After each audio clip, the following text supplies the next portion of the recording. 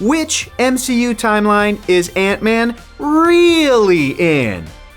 Welcome back to Nerdist News. I'm Hector Navarro, and today we're going to discuss a fan theory that might just shatter everything we thought we knew about the Marvel Cinematic Universe. This changes everything we know about life, evolution. Holy Ant-Man and the Wasp: Quantumania ushered in Phase 5 of the MCU and its expanding multiverse saga with the introduction of the time and reality-traveling Kang the Conqueror as the big bad. We know Kang is going to be a thorn in the side of the Avengers through the upcoming films and Disney Plus TV series before the story culminates in the next two Avengers films, The Kang Dynasty and Secret Wars. But a fan theory that has been growing online proposes that Kang's secret plans are much more dastardly and much more creative than they appear on the surface. And some of the Avengers might already be caught up in plans within plans they don't even realize. Holy.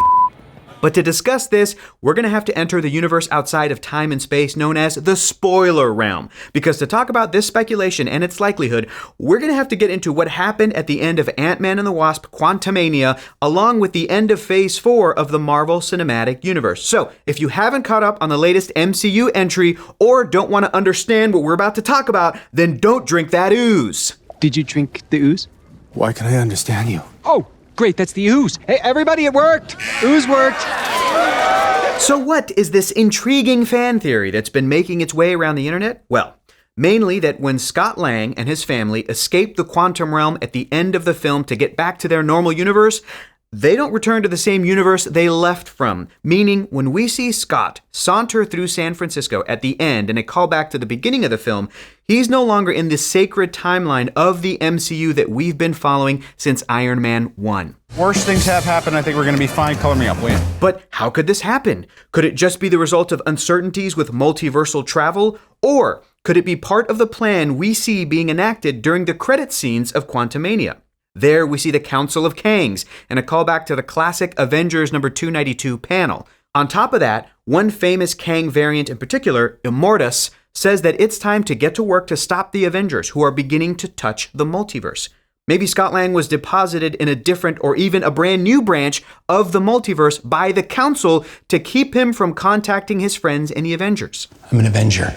Maybe this ant family have been hidden away in a wonderful recreation of the world they're familiar with to continue living their blissful little lives, never questioning the validity of Quantum Realm Kang's claims that he was the best shot at stopping the more dangerous Council of Kang variants. This theory raises a bunch of questions, like if Scott is the only person from this sacred timeline to be in this alternate universe. Are the Hank, Janet, Hope, and Cassie we follow in the film also in this different universe? Or did they each get deposited into different happy timelines, unaware of their artificial surroundings? Listen, we all know the phrase most commonly associated with conquering after all, and that first word is divide. So, if these heroes popped out of the sacred timeline, are they missing there in Reality 616, as we learned it was called in Doctor Strange in the Multiverse of Madness? Or were our ant-heroes replaced in that sacred timeline? Skrulls, maybe. Okay, that's too far. Hang on a second before you go swinging those jazz hands around. We got some more information on this theory from Quantumania and Kang Dynasty writer Jeff Loveness, thanks to an interview from comicbook.com's Phase Zero podcast. While, of course, Loveness can't comment on whether the theory is true or not, he does call it interesting. He went on to say, it actually is not too far off from some possibilities, but I can't say anything. And for now, the only important thing to say is that the multiverse is limitless, and Scott Lang is the person who saved the universe in Endgame, and now he may be the man who f***ed up the multiverse for everyone. He continued, so far things are good. He's back to the life that he thinks he has and loves, but he doesn't have the assurity that he has at the top of the movie. This could just play into the fears that Scott Lang explicitly expresses at the end of the film about how perhaps defeating this Kang the Conqueror was a mistake because this Kang could have been an ally who also wanted to defeat the Council of Kangs. But it's very interesting that Loveness says the words, he's back to the life that he thinks he has. This is a very charged response to the question, Jeff. No, but yeah, okay, all kidding aside, Loveness is most likely just referring to the doubt that Scott hears in his head. And who could blame him? I'd have doubts too. Kang was a pretty convincing guy. But we can help each other with that. So let's check out some of the other evidence for this theory before we get into evidence against it. The biggest supporting evidence actually comes from a different series that was teased in the end credits scene of Quantumania, the Disney Plus series Loki. What? If you'll remember, the end of the first season of that show had something similar happen. After Sylvie kills He Who Remains, the Kang variant that was secretly running the TVA, our hero variant Loki gets spit back out to the Time Variance Authority and hunts down his ally Mobius. What? But the twist is, Mobius no longer recognizes him. Loki finds himself in another reality, or possibly a reality changed from when he last left it, because of his and Sylvie's actions. Will Loki be able to restore his TVA timeline? Will Mobius remember his friend? And more importantly, get to ride a jet ski? We'll have to wait until Loki Season 2 to find out. It'll be fun, though. Yeah, it'll be really fun. The other compelling material we can point to are storylines and ideas that haven't been confirmed, but that fans have been discussing since the announcement that Kang would be the prime villain of this next saga. Namely, how Kang has only made his moves a little more public after the death of Tony Stark Iron Man in Avengers Endgame. That has led fans to postulate that Stark was a hero who had the potential to stop Kang or defeat him.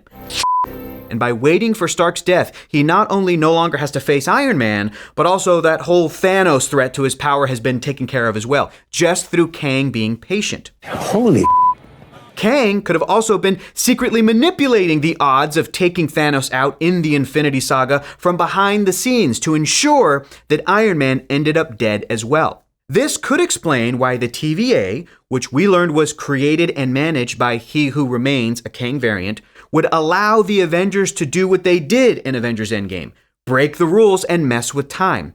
Because, as Ravonna Renslayer said in Loki Season 1, those events were supposed to happen. Loki from 2012 escaping with a Tesseract was not, and that led to the events of Loki Season 1. And as another hero who retired in an alternate reality, Steve Rogers could have been seen as a threat to Kang's dynasty, which is why the TVA allowed Steve to retire peacefully in a universe where he got to be with Peggy Carter and presumably help defend the world from all the threats that Steve was aware of, because that's how my dude Steve would do it. How else could he have come back to the sacred timeline as an old man and brought a not destroyed shield to hand off to Sam Wilson? How did I get the shield, Bart? How did I get the shield? Sorry. The point is, maybe this is also Kang sending a hero off to a pleasant reality where they won't be in the way anymore. Time travel! Now we can get into why Scott Lang ending up in another reality is not likely to be the case. I read that like Maury Povich. You are not the father. That's great. Now we can get into why Scott Lang ending up in another reality is not likely to be the case. First off, if it were a dead-on fan theory, we don't think writer Jeff Loveness would have even responded. Maybe we would have gotten a no comment or a more nervous reply, but he seemed pretty chill and collected, so we're betting it's not exactly what happened at the end of Ant-Man and the Wasp: Quantumania. What the hell happened here?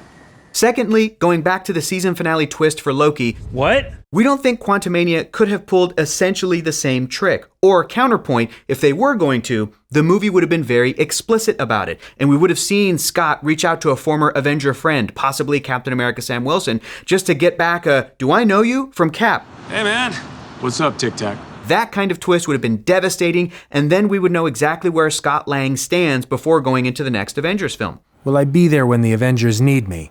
Absolutely. But thirdly, they already did Scott being trapped in some other place before he gets out and rejoins the Avengers in the last Avengers movie, Endgame.